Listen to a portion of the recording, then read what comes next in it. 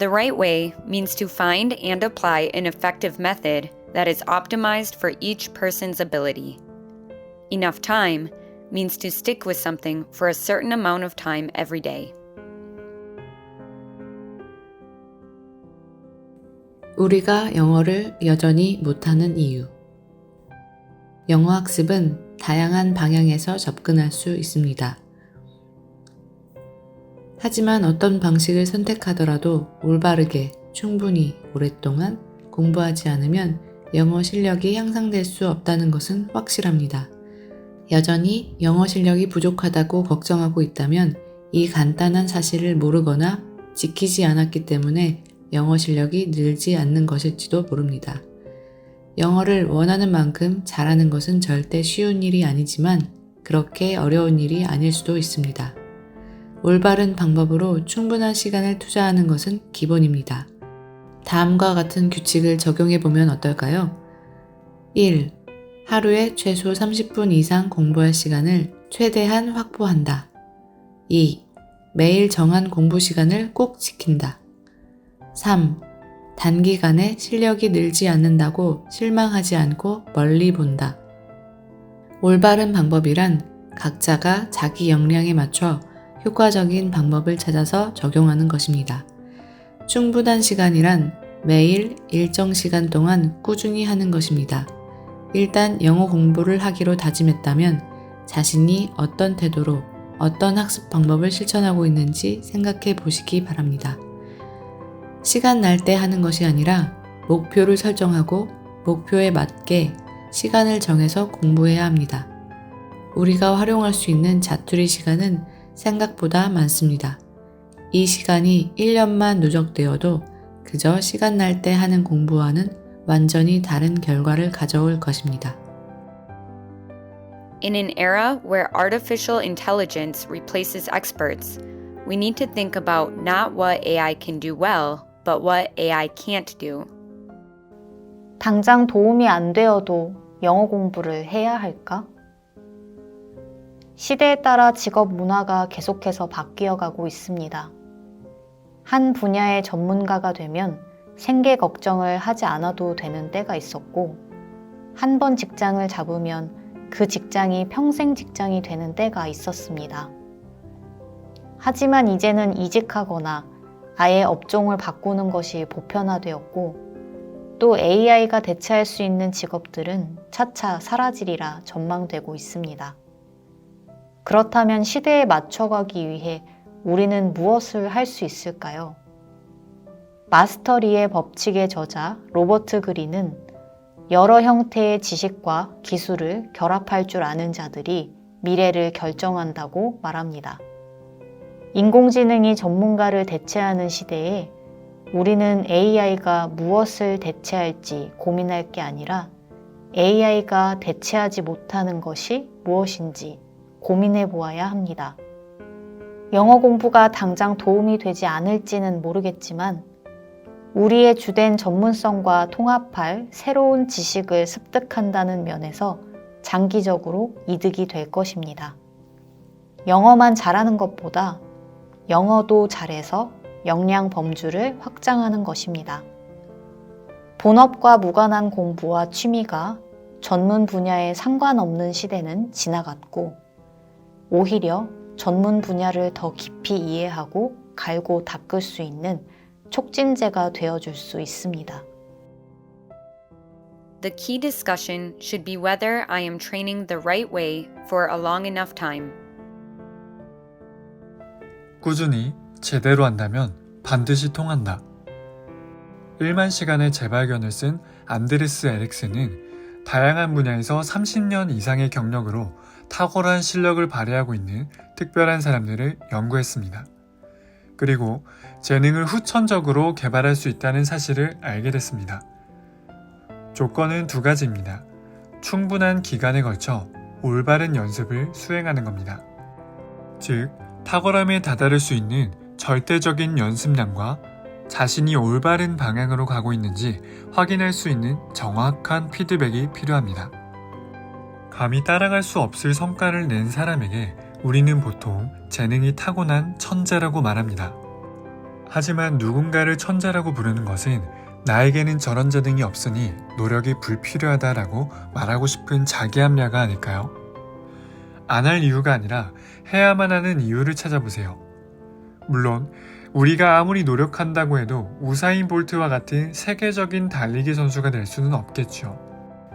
최선을 다해보고 포기한 사람도 있을 것입니다.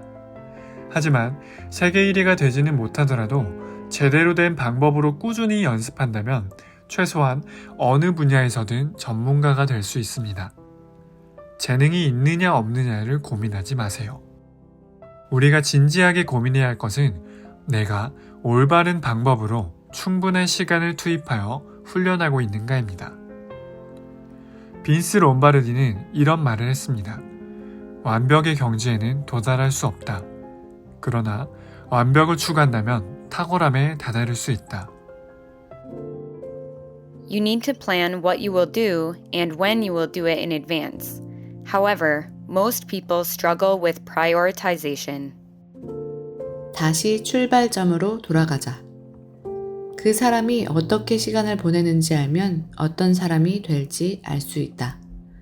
독일 철학자인 괴테가 한 말입니다. 우리는 돈을 필요한 곳이나 가치 있는 곳에 검소하게 쓰려고 하면서 시간을 가치 있게 쓰기 위해서는 큰 노력을 기울이지 않습니다. 시간을 가치 있게 쓰기 위해서는 가치 있는 일들을 하기 위한 시간을 미리 확보해야 합니다. 가족이 중요하다면 가족과 보내는 시간을 내야 하죠. 무엇을 할지, 언제 할지 미리 계획해야 합니다. 하지만 대부분이 우선순위를 정하는 것을 어려워합니다. 어디서 어떻게 시작해야 할지 모르기 때문입니다. 나에게 가치 있는 것들이 무엇인지 잘 모르겠다면 나는 어떤 사람이 되고 싶은가를 먼저 생각해 보세요. 건강한 사람이 되고 싶다면 평소에 규칙적으로 운동할 수 있는 시간을 확보해야 합니다. 늘 성장하는 사람이 되고 싶다면 규칙적으로 학습할 수 있는 시간을 확보해야 합니다. 계획 없이 시간을 보내다 보면 무가치한 일들에 시간을 허비하기 마련입니다. 하루 일정에 당신의 가치관이 반영되어 있나요? 내가 지금 보내는 시간이 미래의 나를 만들어 간다는 괴테의 말을 기억하시기 바랍니다. When you build up your daily effort and habits, you will unleash the power of compound interest and, at some point, produce amazing results. 인생은 습관으로 결정된다. 습관 전문가로 불리는 제임스 클리어는 아주 작은 행동들이 누적되어 인생이 결정된다고 말합니다. 현재 어떤 상태에 있는지 혹은 어떤 갑작스러운 변화를 맞는지에 따른 것이 아닙니다. 이를 인지하고 있어도 매일의 변화는 너무 느리게 일어나고 미미해서 알아차리기 어렵기 때문에 첫 결심을 포기하기 쉽습니다. 반대로 이렇게 접근해보면 어떨까요? 매일의 작은 변화를 눈으로 확인할 수 있도록 기록해보는 겁니다. 행동경제학 교수 댄 에리얼리는 시간관리를 잘하기 위한 가장 중요한 요소를 진전의 가시화라고 설명합니다. 진전되는 과정을 눈으로 확인할 수 있어야 한다는 것이죠. 일기를 쓰거나 이전 작업물의 과정을 저장해두는 것도 좋은 방법입니다. 아주 사소한 진전에 관심을 기울여 보세요. 물론 변화가 거의 느껴지지 않는 낙담의 시간도 분명히 있을 것입니다. 하지만 기록이 축적되다 보면 보이지 않던 변화가 보이기 시작할 것입니다. 매일의 노력과 습관이 쌓이면 복리의 힘을 발휘하게 됩니다. 그리고 어느 순간 놀랄만한 결과를 만들어낼 것입니다. Learning a language is not a skill. It is like opening the door to another country and culture. In other words, because it is not just a skill, it cannot be replaced by the development of technology. 외국어를 배워야 하는 진짜 이유. 어떤 사람들은 외국어를 배울 필요가 없다고 말합니다. AI 기술의 발달로 즉각적인 통번역이 완벽해지면 영어 공부를 할 필요가 없어지는 세상이 올 거라고도 합니다. 언젠가 뇌에 칩을 넣어 모든 언어를 이해할 수 있는 세상이 정말로 올 수도 있습니다. 하지만 그 방법이 정말 최선일까요? 알리바바 그룹의 창립자인 마위는 그렇지 않다고 말합니다. 마위는 기술이 아무리 발달해도 우리가 다른 언어를 배워야 한다고 역설합니다.